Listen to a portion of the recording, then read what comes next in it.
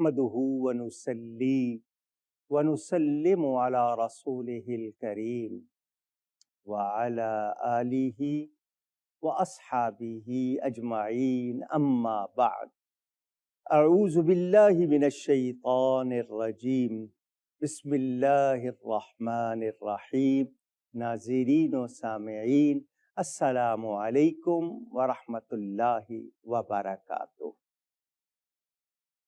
انبیاء کرام، اللہ کے پیاروں کا ذکر کروں گا اب آپ کے سامنے حضرت ابراہیم علیہ السلام کا۔ ان کا لقب ہے خلیل اللہ۔ خلیل بڑے پیارے گہرے دوست کو کہتے ہیں، اللہ کے دوست، اللہ کے پیارے، آپ ڈیئرسٹ نیئرسٹ کہتے ہیں، یہ اللہ تعالیٰ کے پیارے ہیں۔ حضرت ابراہیم علیہ السلام ہمارے نبی پاک صلی اللہ علیہ وآلہ وسلم کے بعد نبیوں میں سب سے افضل ہے۔ سب سے افضل میرے پیارے نبی پاک، ان کے بعد حضرت ابراہیم علیہ السلام۔ حضرت ابراہیم علیہ السلام بھی جس قوم میں تشریف لائے وہ قوم بھی بتوں کی پوجا کرتی تھی۔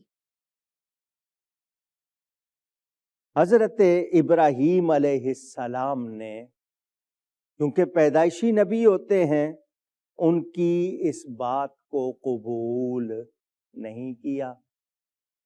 نبی اعلان نبوت سے پہلے بھی پاک ہوتا ہے، معصوم ہے۔ اللہ تعالیٰ نے حضرت ابراہیم علیہ السلام کو جو کمالات عطا کیے تھے، نبی کو اللہ کی طرف سے کمالات علوم عطا ہوتے ہیں، وَكُلًّا آتَيْنَاهُ حُكْمًا وَعِلْمًا، قرآن میں بیان ہے اللہ نے ان کو حکم بھی اور علم بھی عطا کیا۔ حضرت ابراہیم علیہ السلام کے بارے میں ہے کہ ان کو اللہ تعالیٰ نے ساری بادشاہی آسمانوں اور زمینوں کی دکھائی۔ وَكَذَلِكَ نُرِي إِبْرَاهِيمَ مَلَكُوتَ السَّمَاوَاتِ وَالْأَرْضِ، ان کے ایقان کے لیے، ان کے یقین کی مضبوطی کے لیے اللہ تعالیٰ نے ان کو بہت کچھ دکھایا۔ حضرت ابراہیم علیہ السلام نے اپنی قوم سے بھی، اپنے چچا سے بھی بتوں کے خلاف بات کی کہ کیا کر رہے ہو، کن کو پوچھتے ہو، یہ بت ہرگز خدا نہیں ہے۔ ساری دنیا کے بت مل کر ایک مکھی نہیں بنا سکتے، بنانا تو دور کی بات، ان پر مکھی بیٹھ جائے اڑا بھی نہیں سکتے۔ تو یہ بت تو کچھ نہیں کر سکتے۔ قرآن میں من دون اللہ کے الفاظ مانا اللہ کے سوا مراد ہے بت کچھ نہیں کر سکتے، لیکن اللہ والے اللہ کی عطا سے بہت کچھ کر سکتے ہیں۔ اللہ فرماتا ہے ان کی آنکھیں میں بن جاتا ہوں، ان کے کان میں بن جاتا ہوں، ان کے ہاتھ میں بن جاتا ہوں، ان کے پاؤں میں بن جاتا ہوں، ان کی زبان میں بن جاتا ہوں۔ بندے ہی رہتے ہیں، مگر ان کو اللہ کی طرف سے خاص قوت ربانی عطا ہوتی ہے، لیکن بت کچھ نہیں کر سکتے۔ تو حضرت ابراہیم علیہ السلام نے ان کو بہت روکا، بتایا کہ یہ بت پوجا کے لائق نہیں ہے، یہ کچھ نہیں کر سکتے۔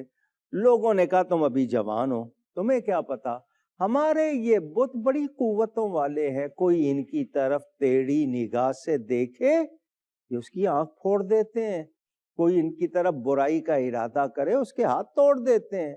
حضرت ابراہیم نے کہا میں اس وقت کے انتظار میں ہوں جب مجھے کوئی روکنے والا نہ ہو، میں ہوں گا اور تمہارے یہ معبودان باطلہ وہ گت بناؤں گا کہ یاد کرو گے۔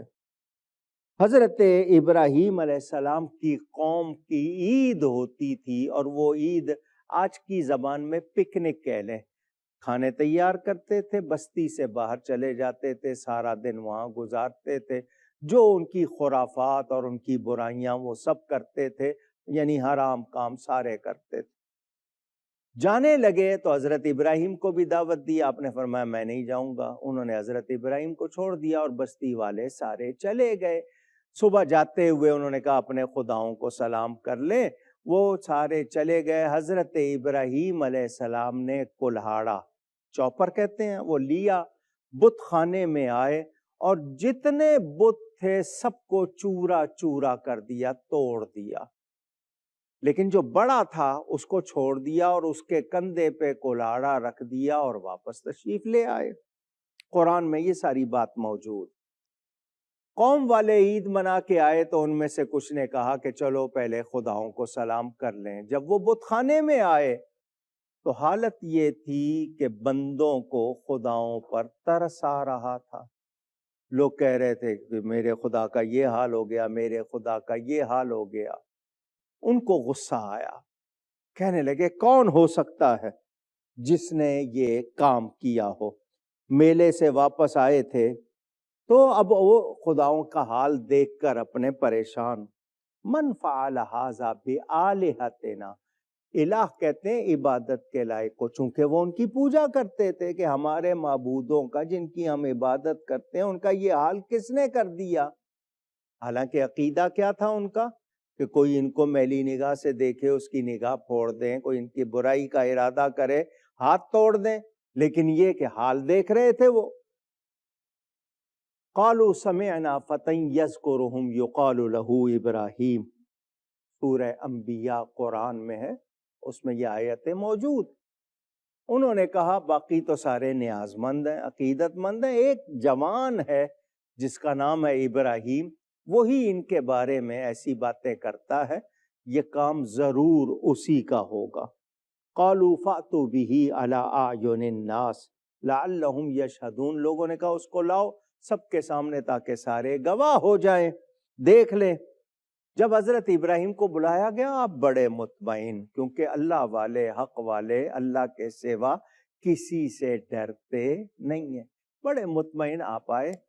انہوں نے کہا قالوا اانت فعلت بآلہتنا یا ابراہیم، یہ جو ہمارے معبود ہیں ان کا یہ حال اے ابراہیم آپ نے کیا ہے. قال بل فعلہ کبیرہم ھذا فسألوہم ان کانوا ینطقون، فرمایا ان بتوں سے پوچھ لو جن کو خدا کہتے ہو نا، اپنے ان خداؤں سے پوچھ لو، یا یہ جو بڑا ہے جس کے کندھے پہ کلاڑا ہے اگر یہ بولتے ہیں تو ان سے پوچھ لو اگر یہ بولتے ہیں. جب انہوں نے یہ لفظ سنے تو انہوں نے کہا لقد علمت ما هؤلاء ينطقون، اے ابراہیم آپ اچھی طرح جانتے ہیں کہ یہ بولتے نہیں، خود کہہ رہے ہیں یہ بولتے نہیں. قال افتعبدون من دون اللہ ما لا ينفعكم شيئا ولا يضركم اف لکم ولما تعبدون من دون اللہ افلا تعقلون. حضرت ابراہیم نے کہا افسوس، یہ من دون اللہ مراد بت ہے، یہ بت نہ تمہیں کوئی نفع دے سکتے ہیں نہ نقصان. افسوس تم پر بھی اور تمہارے ان بتوں پر بھی، تمہیں عقل نہیں ہے. اب ان کے پاس جواب نہیں تھا. نمرود خدائی کے دعوے کر رہا ہے، روئے زمین کا بادشاہ، پورے انٹائر ارتھ پر وہ حکومت کرتا تھا. 4 ایسے بادشاہ ہوئے ہیں، 2 مسلمان 2 کافر، جنہوں نے پوری روئے زمین پر حکومت کی ہے. نمرود تھا، اس نے کہا ان کو آگ میں ڈالو. حضرت ابراہیم علیہ السلام کو آگ میں ڈالا گیا. اتنی سخت آگ بھڑکائی گئی کہ اس کی تپش دور تک پرندوں کو جلا رہی تھی، درختوں کو جلا رہی تھی. اب اس میں ڈالیں کیسے؟ لازمی بات ہے جو چھوڑنے جائے گا وہ بھی آگ کی نظر ہو جائے گا. تو من جنیق، یہ ایک مشین تیار کی تھی جس کو آج کی زبان میں آپ کینن توپ سمجھ لیں کہ وہ پریشر سے اس کو چلاتے تھے تو جو چیز اس میں ہوتی وہ دور جا کر گرتی تھی. حضرت ابراہیم علیہ السلام کو اس میں ڈال کر آپ کے کپڑے اتارے گئے اور آپ کو آگ میں ڈالا گیا. حضرت ابراہیم علیہ السلام بڑے مطمئن ہیں، کوئی خوف نہیں.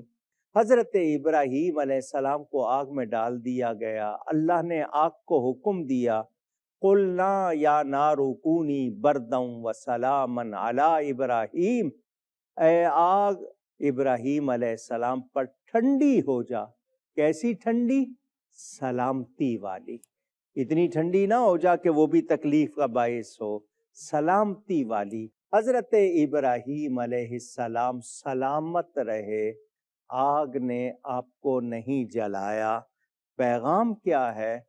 آگ میں جلانے کی طاقت اللہ ہی نے رکھی ہے، مگر اللہ نہ چاہے تو آگ نہیں جلاتی۔ چھری میں کاٹنے کی طاقت اللہ ہی نے رکھی ہے، اللہ نہ چاہے وہ نہیں کاٹتی۔ تو جب بھروسہ اللہ پر ہوگا فائدہ ہی فائدہ ہوگا، کامیابی ہی کامیابی ہوگی۔ تو بھروسہ اللہ پر کیجئے، یقین رکھیں کہ اللہ پہ بھروسہ کرنے والے کبھی مایوس نہیں ہوتے۔